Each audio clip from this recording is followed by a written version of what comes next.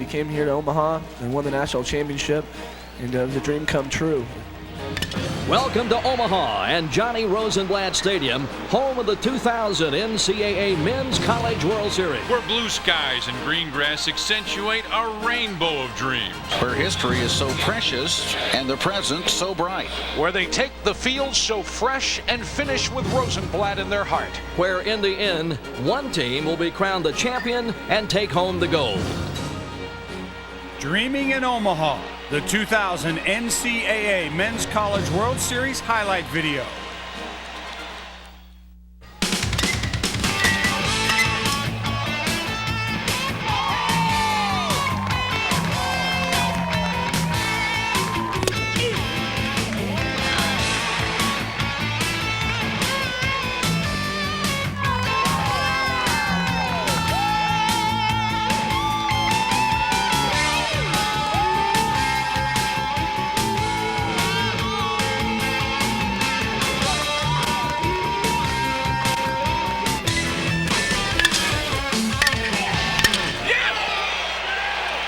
The 2000 NCAA Men's College World Series highlight video, Dreaming in Omaha, is brought to you by Rawlings, maker of the official ball for NCAA baseball championships.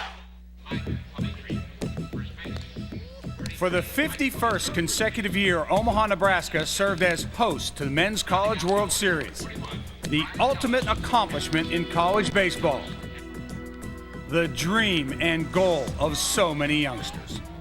Beautiful Rosenblatt Stadium once again is the site of this magnificent event that provides exciting baseball year after year. In its second year of an expanded format, the 2000 NCAA baseball tournament featured a 64-team field. Following the regional competition, 16 teams advanced to the Super Regional, where 8 teams earned the right to travel to Omaha and play in a double elimination format with a one-game championship. On the line, the NCAA title. The field for the 2000 College World Series represents 5 different states and 6 conferences. The state of Louisiana is represented by the LSU Tigers from the SEC and by the Sun Belt surprising Louisiana Lafayette Ragin' Cajuns. Mike Martin's Florida State Seminoles return to Omaha once again. Also from the ACC, the Clemson Tigers. The Texas Longhorns are the lone representative from the Big 12. The West Coast sent the WAC San Jose State Spartans, along with the Pac-10 Stanford Cardinal. And 1998 College World Series champion Southern California Trojans. By upsetting Houston in the Super Regional, San Jose State earned a right to play in its first ever College World Series. Head coach Sam Ferraro and the Spartans are the first number 3 seed to advance out of a regional and then win the Super Regional to advance to Omaha. Sophomore Junior Ruiz leads the Spartans with a .360 average, was named a WAC Player of the Year. An ace of the staff, Chris Key, has 13 wins on the season, tying the San Jose State single-season record. You know, he's a competitor. He's been known to shut down people and go the distance, and I don't expect no difference today. The Clemson Tigers advanced to the College World Series for the 9th time and its first since 1996. Jack Leggett, in his 7th season as a Clemson head coach, makes his 3rd appearance in Omaha. The Tigers' offense is led by Khalil Green, who comes to Omaha batting .362, and Casey Stone, a solid .360 hitter. Meanwhile, the Tigers have 3 starters with 9 wins on the season. This place to be is what you work for all year long. Try to get to this point to play for a national championship, and I think our kids are ready for it. San Jose State started the scoring in the 2nd inning as first baseman John Fagan doubled, scoring Tony Tognetti.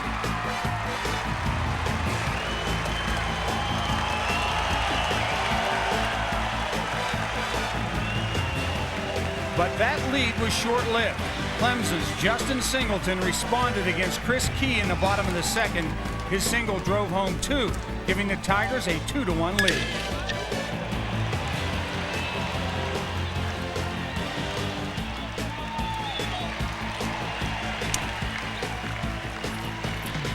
The second inning rally was highlighted by Patrick Boyd. That is hit deep into left field, and it is gone. Clemson sent a statement scoring 8 runs in the second. But San Jose State's Brian Stream refused to fold. There's a shot. It is going all the way to the wall. Scoring, standing up is Patchen, being waved home as well is Brucker. There's going to be a play at third, and sliding in, diving is Stream with a triple.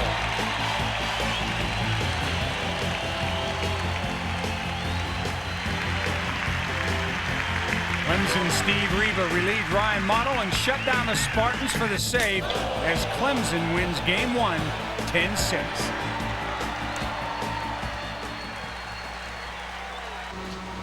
Louisiana Lafayette makes its first ever trip to the College World Series after shocking heavily favored South Carolina in the Super Regional.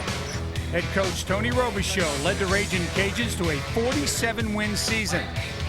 Louisiana Lafayette offense is extremely balanced. 6 batters finished the season with between 35 and 44 RBI. And on the mound, Scott Doman's 25 career wins is the most all-time for the Raging Cajuns.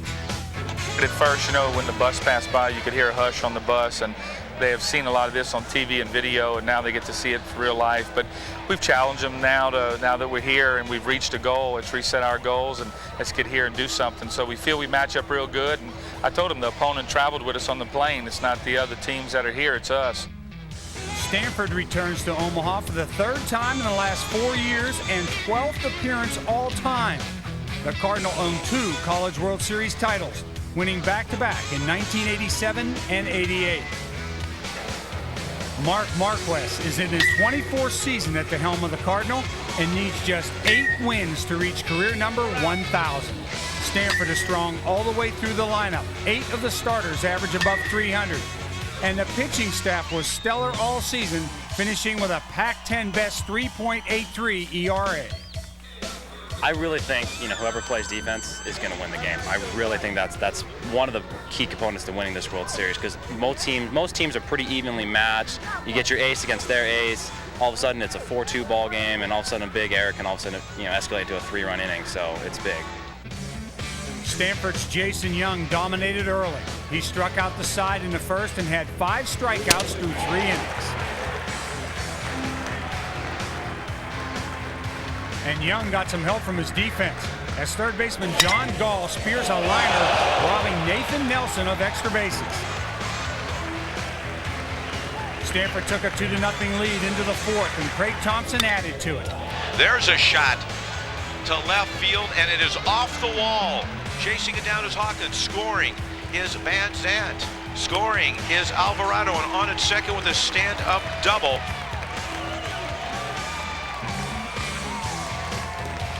But Louisiana Lafayette cut the lead in half as Rick Heidel, the number 9 hitter, went deep. A 2-run home run reduced Stanford's lead to 4-2.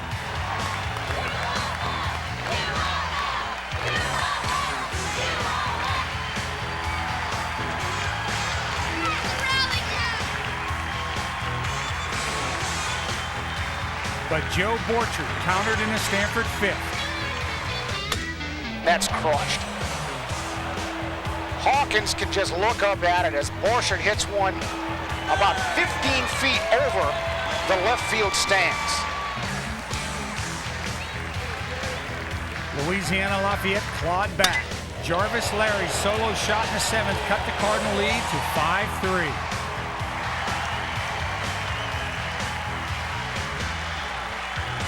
Then, trailing 6-3 in the 8th, Nathan Nelson's solo home run cut the lead to 2 runs once again.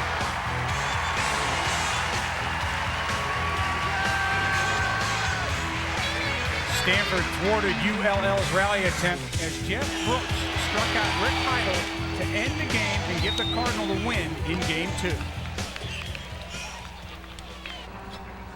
The most successful school in the history of the College World Series is back in Omaha. Southern California has won a record 12 titles, more than twice as many as any other school. Mike Gillespie, who led the Trojans to the 1998 championship, has his team peaking at the right time, having won 15 straight games. And the Trojans like the long ball. Justin Gemmel and Bo Craig combined for 34 home runs on the season. While Pac-10 Co-Pitcher of the Year Rick Courier leads the talented USC staff. Rick Courier will go for us today. He's had a great year, and of course he's been here before. He's experienced this, so we'd like to think that he'll be a leader in this situation. Omaha is practically a second home for Florida State. The Seminoles earned their 18th trip to the College World Series and 11th in the last 15 years. Unfortunately for head coach Mike Martin, the championship has always eluded the Seminoles. But the Seminoles have experience on their side. Marshall McDougal and Chris Smith combined for 27 home runs on the season. On the mound, Blair Barnes leads Florida State with an 11-2 record. Any team can win the national championship. What's a shame is that there are going to be 7 disappointed people leaving here. But it's a great opportunity for our young men to get back to this great city of Omaha and compete in the national championship. Leading 1-0 in the bottom of the third, first baseman Ryan Bartholomew added to the Florida State cause with this solo home run.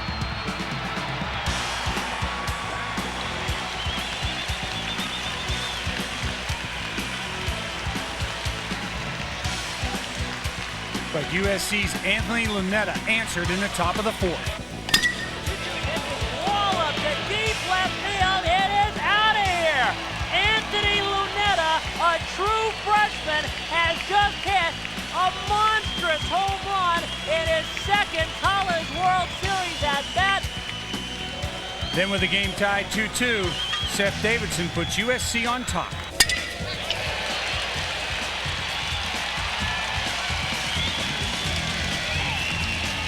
Then a little Florida State defense. There's a drive to center field coming up hard as Carl Jernigan makes a diving catch, goes down on the ground and ends the inning. USC's Bo Craig patted the lead in the fifth. There's a rocket shot to right field, back, it goes, gone! It was his 17th homer of the season for Craig. Leading 5-3 in the seventh, USC displayed some spectacular defense. Anthony Lunetta, great range up the middle. Flips at the shortstop, Seth Davidson, for the 4-6-3 putout. How about that for some teamwork?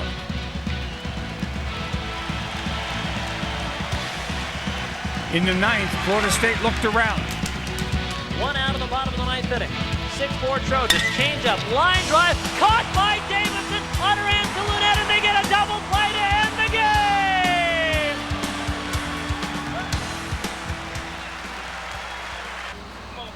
A familiar face returns to Omaha this year as Texas makes its record 28th appearance at the College World Series, but just a first since 1993. Head coach Augie Garrido will try to add to Texas's 4 national championships. Jeff Ontiveros leads the Longhorns offense with 14 home runs and 67 RBI for the season. Bo Hale and the Texas pitching staff own a 3.12 ERA, best in the NCAA. I think if they're not a little bit nervous or a little bit anxious, then their hearts really don't work. Now, if they can stay focused on playing baseball, which is what we've encouraged them to do, then they'll be fine. LSU is one school sorry to see the 1990s end. The Tigers were certainly the team of the decade, winning 4 College World Series championships. Legendary coach Skip Bertman reached another milestone this season, winning his 800th career game. Catcher Brad Cressy leads the NCAA with 104 RBI and 30 home runs this season, and needs just 3 more home runs to set the SEC career mark with 81. While junior Brian Talent leads the LSU staff with a 14-3 record and a 3.16 ERA. It's great. It's great to be back. It's a great city. It's a great event. It's a premier college event, and people say, what's it like? And I always say to them, it's like the Final Four. It's like the Rose Bowl, but better. It takes a longer period of time. The kids really enjoy it, and kids enjoy the moment, and it's special for everybody. Early in this game, the fans saw offense and some great defense all in one play. Brad Cressy's shallow fly was barely within the reach of the diving Matt Rosenberg. But LSU's Ryan Terrio was able to coast home on a sacrifice fly for an early 1-0 lead. After making it 2-0, Blair Barbier continued the first inning onslaught. Swung on and a fly ball to left field, pretty well hit. That is way back, and it is gone! Two-run home run for Blair Barbier. And the Tigers lead it 4-0. Leading off the second, catcher Sam Anderson put Texas on the board. Here's a fly ball hit well to right. Going back is the right fielder Ray. Righty's in the warning track. The ball is gone. The first home run of the year for Sam Anderson, and he hits it to the opposite field. It's a 4-1 ball game.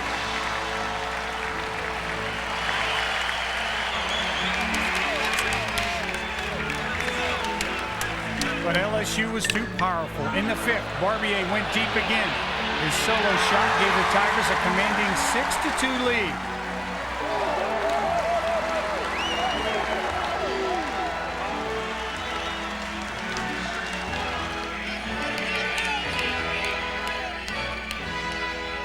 And LSU's Cedric Harris poured it on in the sixth. Swung on the chop towards left field. That's in for a base hit. 2 runs will score. The throw comes back into the infield to the home plate, not in time. LSU finished it off in the ninth. Now Gomez trying to close it out. Here's the pitch. Swing and a miss. He struck him out, and the ball game is over. And the Tigers have beaten the Texas Longhorns on a score of 13-5. Every year, the College World Series offers something new for the fans. This year, the NCAA Home Run Challenge, presented by Rawlings, kicked off the festivities.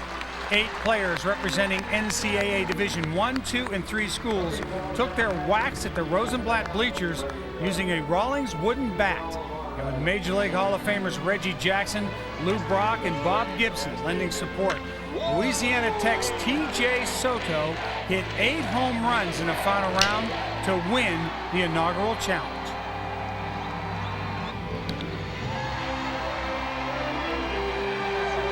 You wouldn't hit all those off of me.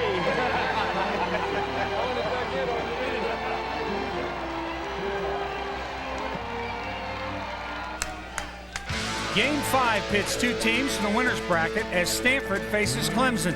The only previous meeting between the 2 schools was an 8-3 Stanford win back in the 1995 College World Series. The Cardinals sends 14-game winner Justin Wayne to the mound, needing 1 win to set the school record. While Clemson's Kevin Lynn allowed just 1 run in 12 2/3 innings in the NCAA tournament. Win! 1, 2, 3, win! Go to work, here we go! With Joe Borchard at the plate, and Joe Sr. watching from the stands, the Cardinal got on the board first. Borchard's single in the top of the 3rd scored Craig Thompson and Edmund Muth.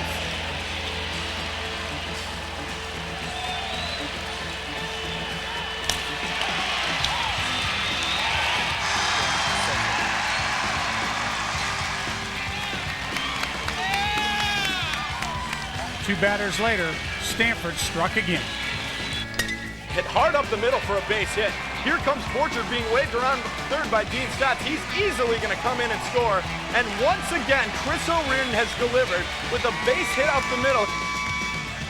The Omaha sky took on an ominous tone, and the game was delayed at the top of the 4th for an hour. But as the showers subsided, the fortunes of Stanford continued in the 5th inning as the Cardinal loaded the bases with no outs, and Eric Van Zandt at the plate. Swung on, it is a chopper into the glove of Calitri, over to the shortstop for 1, back to first, wide throw goes into the Stanford dugout, and another run scores. 2 runs come in on the play. Starter Justin Wayne got some defensive help. Edmund Muth's diving catch in the bottom of the 5th kept Clemson at bay. The Tigers finally got on the board in the 6th. Hit down the right field line. Will it fall in? Yes, it does. It'll be extra bases. Riley heads to second base. On to score is Baker. Stanley will stop at 3rd. Tigers have gotten onto the board. It's a 7-1 ball game. In the 7th, Stanford's defense shined again. Lined right at the third baseman, John Gall leaps up, makes the catch, throws over the first, double play. Stanford is out of the 7th inning. What a spectacular play by John Gall. Then with Justin Wayne looking on for a Stanford record 15th win, Jeff Brooks finished off the Tigers. And with a 2-0 record, Stanford gets a well-earned 2 days of rest. Game 6 at the College World Series is the first elimination game. Lose twice in Omaha and say goodbye. San Jose State is coming off a 10-6 loss in Game 1 to Clemson, giving up 8 runs in the 2nd inning. Meanwhile, Louisiana Lafayette knows all about elimination games. The Ragin' Cajuns rebounded from a loss to South Carolina in the Super Regional to advance to Omaha.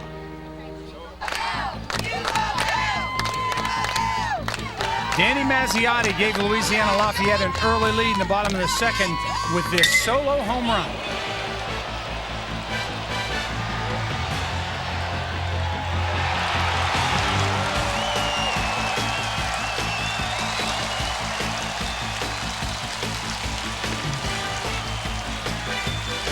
Trailing 2-0 in the 3rd, San Jose State got some help from a tough hop. There's a ground ball to the right side, and that's just beautiful, and it's booted by the first baseman. And here comes Douglas around third. He is coming home. Here's the throw, and he's safe. The Ragin' Cajuns got that run back in the bottom of the 5th. That pitch is hit up the right center field gap. Brooker going over, dives, and it's off his glove. Clark being waved by Semino. Idell will pull in the 2nd with an RBI double, and the Cajuns lead it 3-1. One batter later, Stephen Feehan padded the lead. His double scored Heidel, and Louisiana Lafayette jumped ahead 4-1.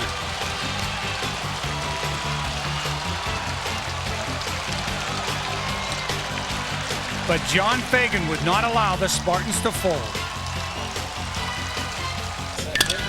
There's a line drive shot, and it is home run. Hello, goodbye.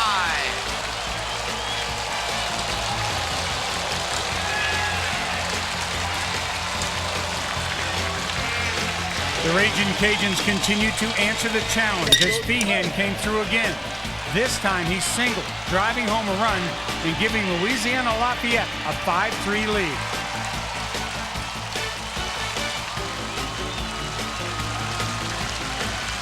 The Spartans were desperate for a rally in the top of the 9th. But with a 2-2 count and 2 outs, Gordon O'Brien closed the door.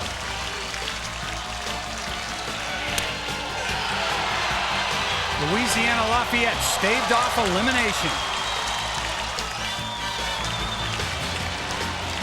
while San Jose State was the first team eliminated from the 2000 College World Series. In recent years, the College World Series has been marked by potent offense. The 2000 College World Series, however, saw an incredible display of great defense.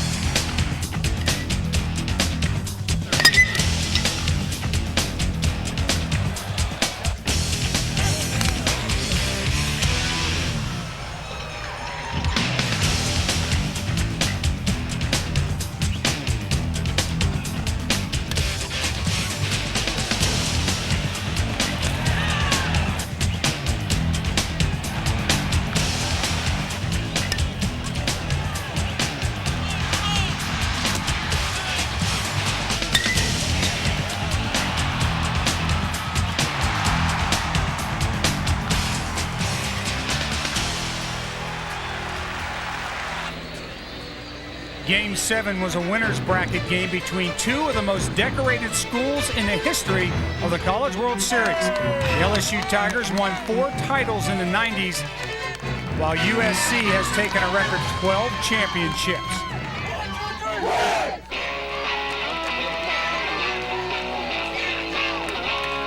Mark Pryor started strong for USC, striking out leadoff man Ryan Theriot and number 2 batter Mike Fontenot. Though Skip Bertman tried to guide LSU through the 4th, USC's Bo Craig had other ideas. Swung on, line to right field and deep. Back goes right at the wall, and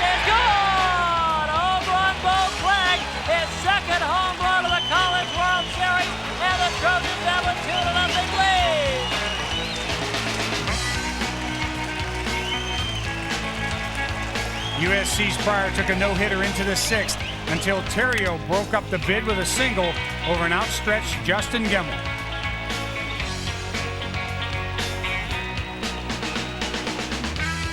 Still in the 6th with 2 men on, Brad Hott faced Pryor.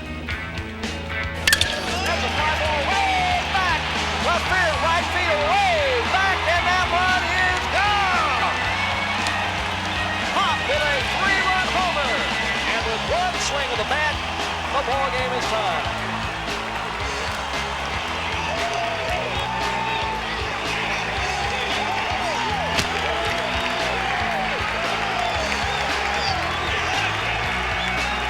LSU broke the tie in the top of the 7th when Terrio came up big again. His RBI single gave the Tigers a 4-3 lead.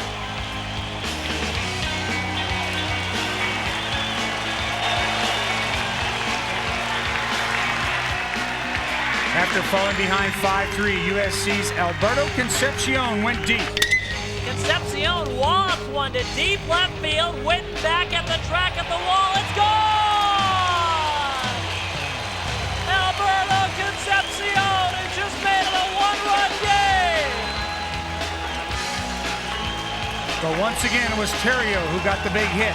His 3rd single of the game knocked in 2 runs, and LSU widened the lead 7-4.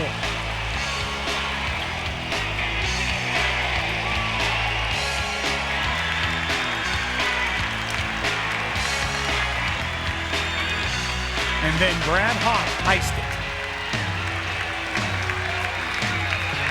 Long fly ball, that's gone. That is way out of here, over the bleachers. Another 3-run home run for Brad Hott. Holy cow! LSU won in convincing fashion, scoring all 10 runs in the 6th, 7th, and 8th innings. And with a win, the Tigers get a valuable 2 days of rest. Survival is at stake in Game 8 as elimination looms over the heads of Florida State and Texas. In Omaha, Florida State is 4-5 following an opening game loss, but the Seminoles have Mike Ziegler on the mound, who has gone at least 5 innings in every start this season. Meanwhile, Texas wants desperately to win one for its conference. Big 12 teams have lost 9 straight games dating back to 1995. 1, 2, 3, 4.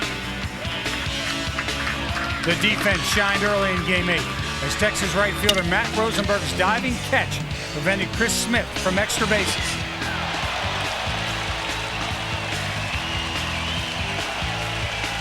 And in the bottom of the 3rd, it was the Seminoles' turn.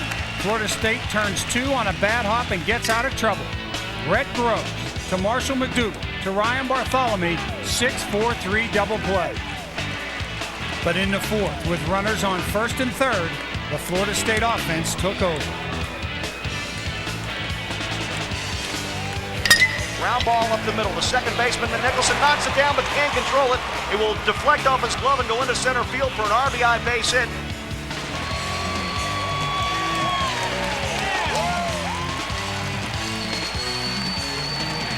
Trailing 3-0 in the bottom of the 4th, Chris Hauser put Texas on the board. And the 2-1 pitch, and there's a line drive into left field. It's going to fall in for a base hit. Coming around 3rd is West. He will score, and they've got the runner hung up between 2nd and 3rd. The rundown is underway. Here comes the tag from Marshall McDougal, and he is out. Longhorns pitcher Phil Seibel got more help from his defense in the 5th. 1-2 pitch, hard bouncer to 2nd, almost took Nicholson's head off. He throws to short and throws to 1st. Double play. But Florida State's Ryan Bartholomew iced it in the 8th. High fly ball, deep right. Rosenberg back to the track, to the wall. It's gone. 4th row of the bleachers in right center field. Ryan Bartholomew says, get that right-handed pitcher up there. His 3rd home run of the College World Series, and the Seminoles will take a 6-1 lead on the dinger. With the win, Florida State extends their stay in Omaha and will face Southern California in another elimination game. Meanwhile, Texas becomes the 5th straight Big 12 team to go 0-2 in the College World Series.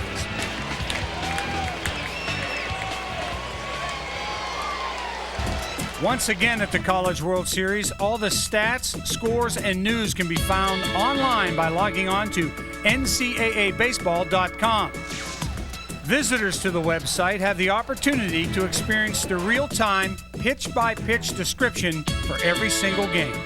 There are very rabid fans all over the country that don't have an opportunity to be at Rosenblatt Stadium, and they want to follow the games during the day in their office or at night at home. And it's just a good opportunity for people to be able to follow the College World Series.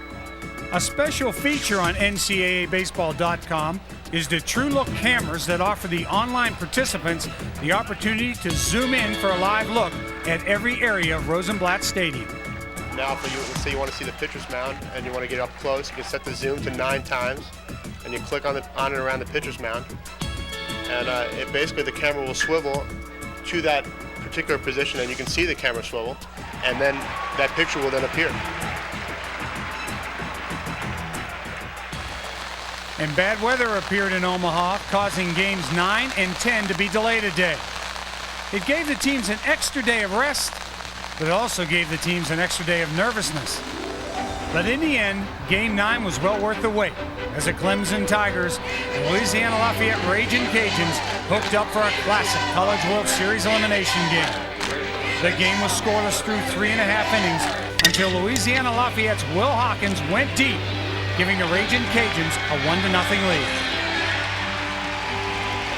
And Tommy Clark followed. There's a rocket shot. Same spot. And it is gone.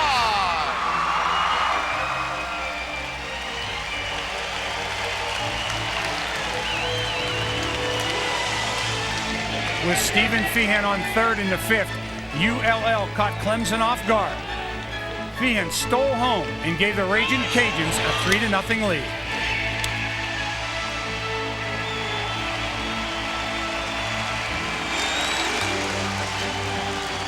Clemson had 2 on in the 7th and caught a huge break with Brian Ellis at the plate. Ground ball, right side, off the glove of the first baseman. 2 runs will score. Safe down at first is Ellis, and it's a 3-2 ball game on the E3. Later in the 7th, with 2 on, and Gordon O'Brien on the mound, Khalil Green doubled, and the Tigers moved ahead 4-3.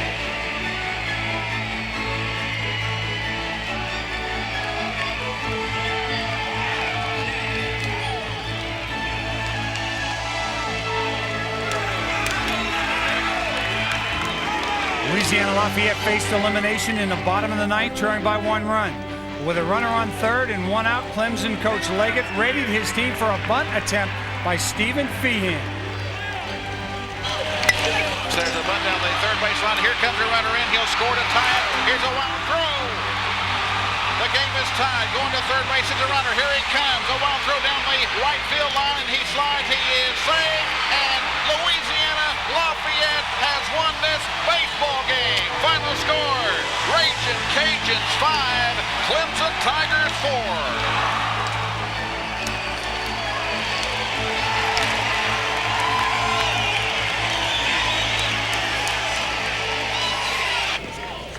Game 10 was another elimination game, matching up 2 College World Series powerhouses as Southern California faced Florida State. The game started as a pitching duel. USC's Anthony Reyes struck out the side in the 2nd and K'd 5 of the first 9 Florida State batters he faced.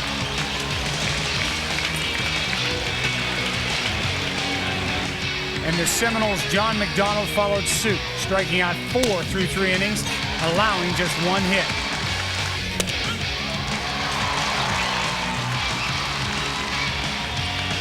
But in the top of the 4th, USC's Bo Craig broke the scoreless tie. It's a high ground ball up the middle, fielded nicely by McDougal. He doesn't have a play. The run comes in to score, and it's 1-0 Trojans as Omaha crosses the plate.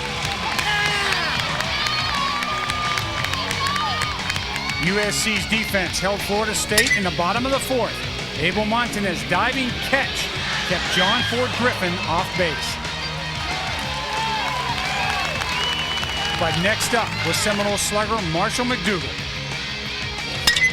There's a drive to deep left field. Back goes Montanez, and wind or nothing, it's gone. It's in the second or third row of the bleachers. As Marshall McDougal gets it all and touches them all, it's a tie ball game. With USC's Bo Craig on in the top of the sixth, the Trojans caught a break. Swung on ground ball to third, fielded by Ballard. He tries to tag out Craig, can't, tries to throw to first. It's offline. Purcell is safe. It gets away from Bartholomew. There comes Craig to score and give the Trojans a 2-1 lead. But Marshall McDougal put the Seminoles on his back again. There's a drive to deep left field again. Back goes Montanez. See ya later. About the fifth row, Marshall McDougal saying, I'm not ready to end my Seminole career tonight. And he, for the second time, ties up this ball game with a home run.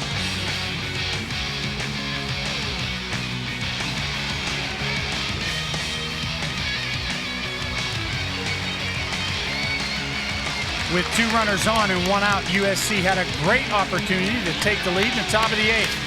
But John McDonald got Alberto Concepcion to ground into a huge 5-4-3 double play to end the inning. And USC threatened again in the top of the 9th.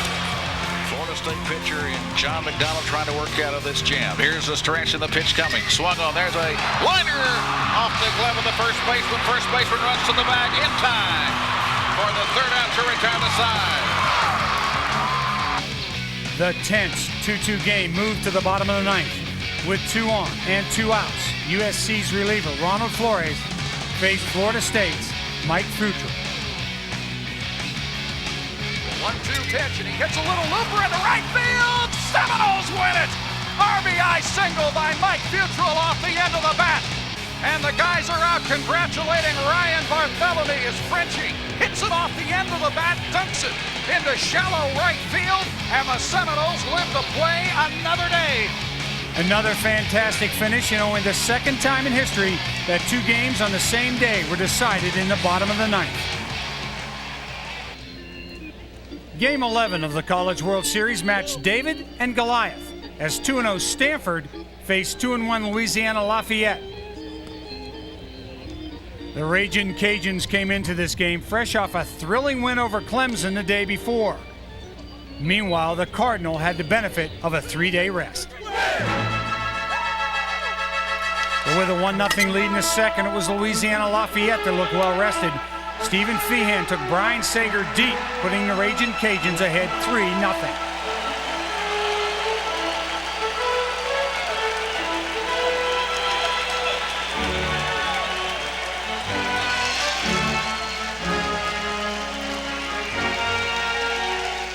Two batters later, ULL made it 4-0. Nathan Nelson rips one off the wall and left. Ryan Gill will score. Nelson with the double.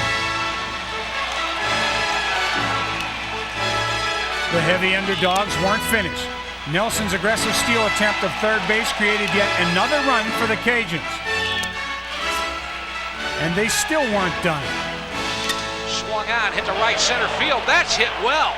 Going back as Borchard looks up, it's gone. Hawkins hit it into the wind and hit it out. For his 11th home run of the year, his second of the College World Series. Though it was still early, Stanford found itself in a shocking 6-run hole. But they quickly dug themselves out, loading the bases with left fielder Andy Topham at the plate.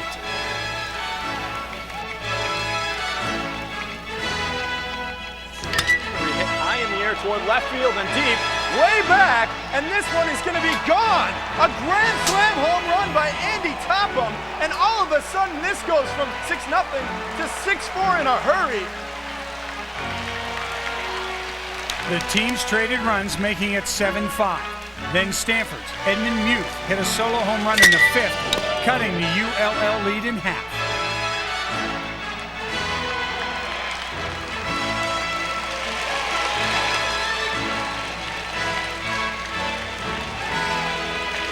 The Cardinal would take the lead on a hit by pitch and then really poured it on in the 6th.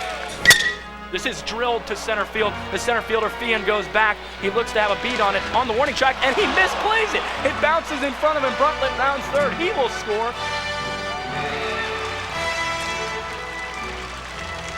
The onslaught continued one batter later. Chris O'Riordan's double brought home Bruntlett, giving Stanford an 11-7 lead.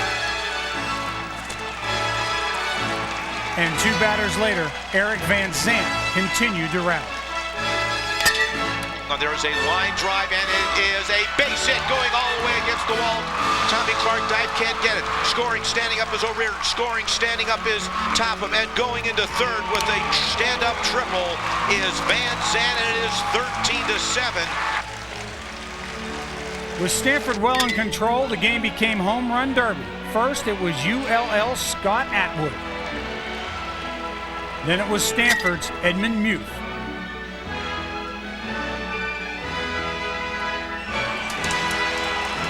Then Nathan Nelson.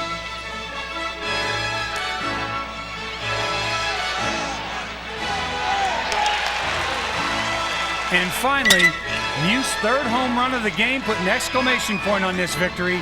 The 19-9 win sends Stanford to the championship game in search of its third College World Series title. The Cardinal will await the outcome of the LSU-Florida State battle.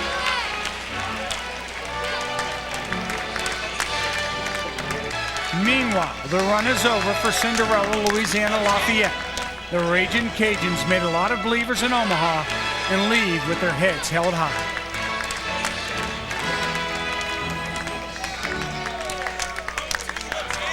The action on the diamond in Omaha is certainly the main event year after year. However, the 2000 Men's College World Series offered an unprecedented all-access look behind the scenes at the teams and coaches. All the way through the tournament. This is the Cajun hitting genie, and what I do before each game, you know, I stand in my locker, kind of like this is my locker right here. I stand in it, and I just kind of get a little bit of this on it right here, just a little bit, like this. Are you kidding me? Dude, gum, that's a big burger. I can't eat all that. Hey, don't throw your fries away, because those are good. That's the remains of the pound burger. I'm still working on the fries, and I think I'll be able to handle them.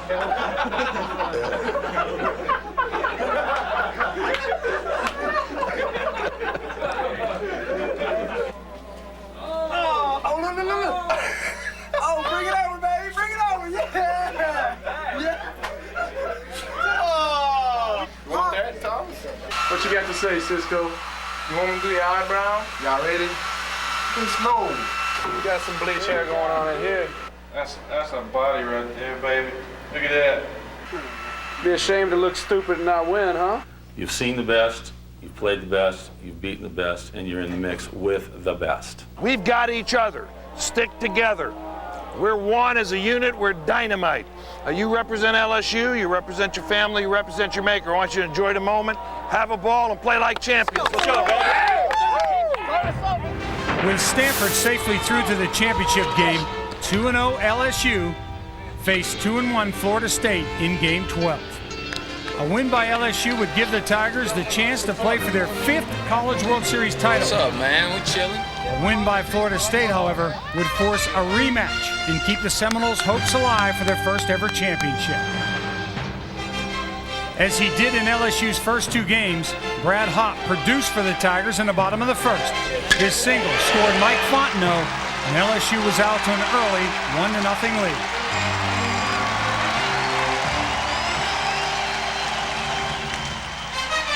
In the top of the second, Florida State threatened, but the LSU defense sparkled. Hopp started a 3-6-3 double play, and the Tigers were looking strong. In the fourth, Hopp came through once again. That's it a long way to right field.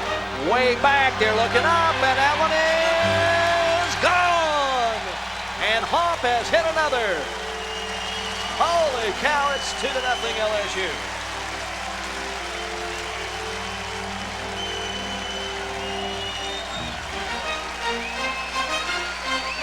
Mike Martin's chance for a championship appeared dim in the bottom of the 5th as Ray Wright came to the plate. His solo home run gave LSU a comfortable 3-0 lead.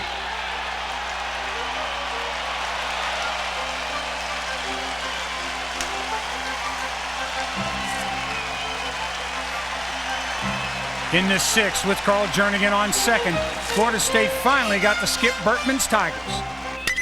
That's a shot past the third baseman into left field, base hit. They'll wave Jernigan around. There may be a play at the plate. It comes through. It's not in time, and the Seminoles get on the board. It's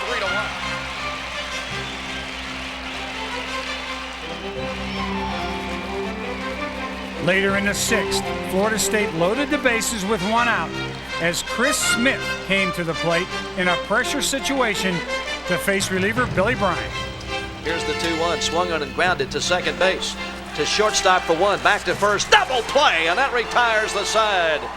Just what the doctor ordered for LSU. But Florida State kept working with 2 on in the top of the 8th. John Ford Griffin singled, scoring both runners, and the Seminoles battled back to a 3-3 tie.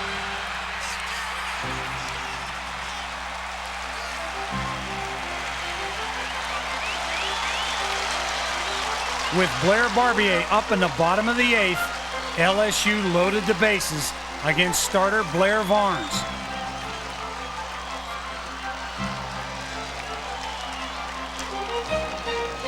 The pitch got away from Varnes and hit Barbier, forcing in the go-ahead run.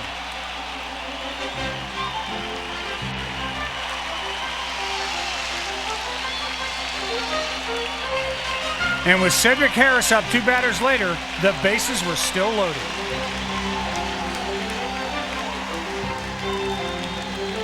Here's the 0-1, swung on, line drive into center field, base hit. That's going to score 2.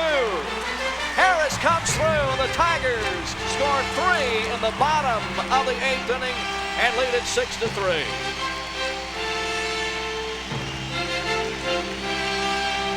In the 9th, Florida State still had life. 2 balls and 2 strikes, 2 outs and 2 on. In the top of the 9th inning, Hodges into the stretch. The 2-2. Struck him out swinging. Ball game is over, and the Tigers will play Stanford for the national championship on Saturday.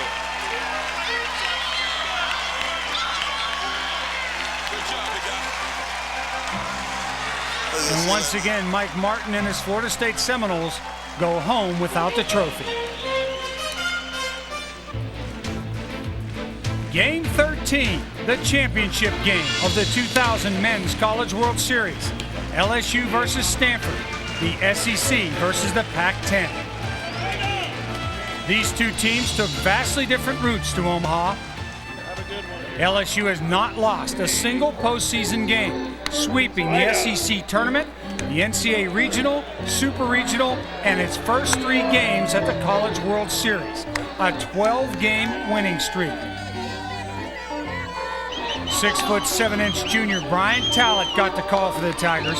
The lefty entered the championship game with a 15-3 record. Stanford, on the other hand, faced elimination in both the regional and super regional. But strong senior leadership helped the Cardinal overcome those obstacles, and now Stanford finds itself 1 game away from its 3rd College World Series title. Because of Stanford's outstanding pitching depth, Coach Mark Marquis struggled with his decision on a starter. In the end, he handed the ball to Jason Young, but knew he could bring Justin Wayne on in relief at any time. And with 24,282 in attendance at Rosenblatt Stadium, the 2 powerhouses were set to put on quite a show.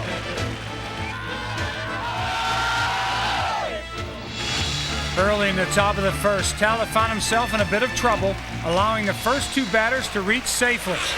But he was able to work out of it, striking out hot-hitting Edmund Muth, and then getting Joe Borchard to end the inning and strand both runners. In the bottom of the 2nd, LSU got on the board first. Center fielder Cedric Harris singled, bringing home Wally Pontiff, and the Tigers took a 1-0 lead. Then with 1 out, Ryan Theriot got the job done. Swung under ground ball to second base. That will score the run. The throw to first is in time, but Theriot gets the RBI as Harris scores. And it is 2-0. It looked like the game was going to be tied in the top of the 3rd when Stanford's Edmund Muth hit one deep to right. But LSU's Ray Wright made a sensational leaping catch to rob Muth of the home run. but Jason Young had a solid defense behind him also. John Gall started a 5-4-3 double play to end the third.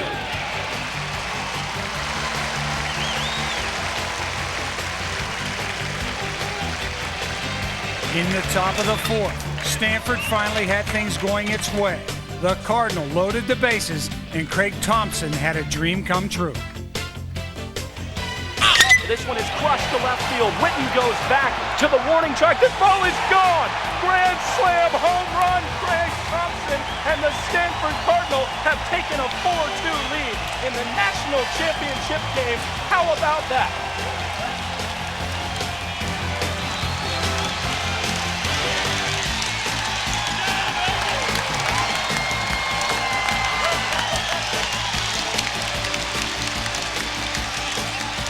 With a 4-2 lead going into the bottom of the fifth, Marquez called on Justin Wayne to relieve Jason Young to shut down LSU. And it appeared to be a good move as Wayne struck out Brad Cressy to end the fifth. In the top of the sixth, John Gall added to Stanford's lead. Alvarado, the catcher, is on at third. On at first is Muth with the walk. Breaking ball lined into right field. He just reached out and slapped it, and that'll bring home a run. Here comes a runner around second. He'll go into third sliding. A big two-out base hit by John Gall brings home a run for Stanford, and it's 5-2 Cardinal. That lead would have grown to 4 runs if not for a brilliant play by third baseman Blair Barbier. Swung on and chopped to third. Barbier backhands. Got to make the long throw, and it is in time, and an outstanding play gets the runner at first base. Despite the LSU faithful cheering on their team, Stanford's Justin Wayne shuts down LSU in the bottom of the sixth, struck out Pontiff, Harris, and finally Witt. Swing and a miss, he struck out the side, and Stanford is out of trouble in the sixth inning. Jason Young and the rest of the Cardinal felt the enormity of the situation. But the momentum turned in the bottom of the eighth. Blair Barbier hit a solo home run, cutting the Stanford lead to 5-3.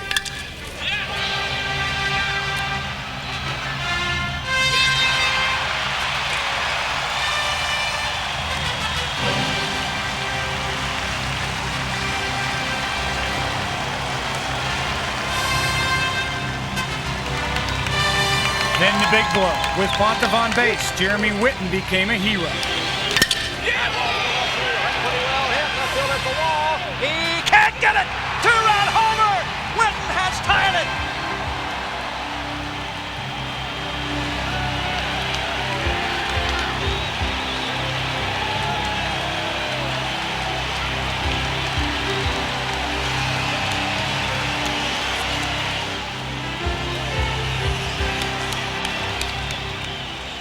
I wasn't trying to hit a home run. I was just trying to make sure that I hit the ball and kept the inning going. And fortunately, I got it up enough in the air, and it went out of the park. The game moved to the top of the ninth, tied at 5. But Stanford was no match for LSU reliever Trey Hodges. Hodges is ready with a 2-2 pitch. Here it is. Struck him out swinging. Pulled the trigger. And then in the bottom of the ninth, the game was on the line. With runners on first and second and nobody out, LSU's best hitter came to the plate. I was put in a situation when both guys got on base. In the back of my head, I said, this is my chance to help the ball club. And I knew he was going to throw me some sliders because he made me look silly on the first two. So I went up there and I sat on the slider, and Coach said, just try to drive the ball or at least get the guy to third base. And there's no bunt sign in sight. With the College World Series championship on the line, tension mounted in both dugouts and also in the stands. Everyone was on their feet for Brad Cressy's big moment. Here's the stretch, the 0-1. Swung on line drive, base hit. Terrio around third. He heads for home. Here's the throw. He is safe. Tigers win. Tigers win. Brad Cressy singles in the winning run, and the Tigers are the national champs of 2000.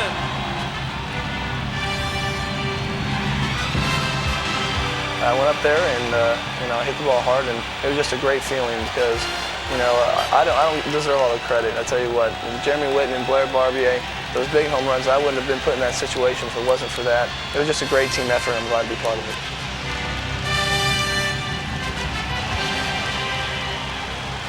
Coach Berman and Coach Thomas have made it clear to us to make sure that even if we don't look real good in our first couple of at-bats, if we strike out, whatever it may be, is to make sure at the end of the game, when it counts and when it's on the line, that you go up there with a clear mind and do your best to make something good happen for us. And that's what I was thinking.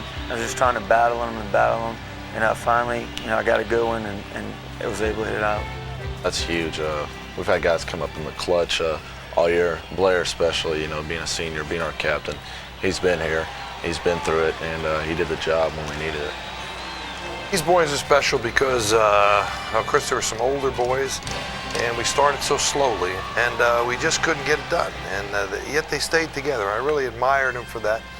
Blair Barbier in particular, and Jeremy Witten, and some older players just did a wonderful job. And to see them come back and put it together at the end of the season and set a record of 13 straight at the end, which we've never done, was really a wonderful thing.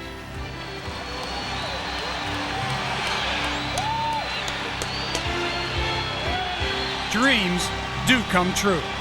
Just ask the LSU Tigers, champions of the 2000 NCAA Men's College World Series. The LSU Tigers' 5th national title.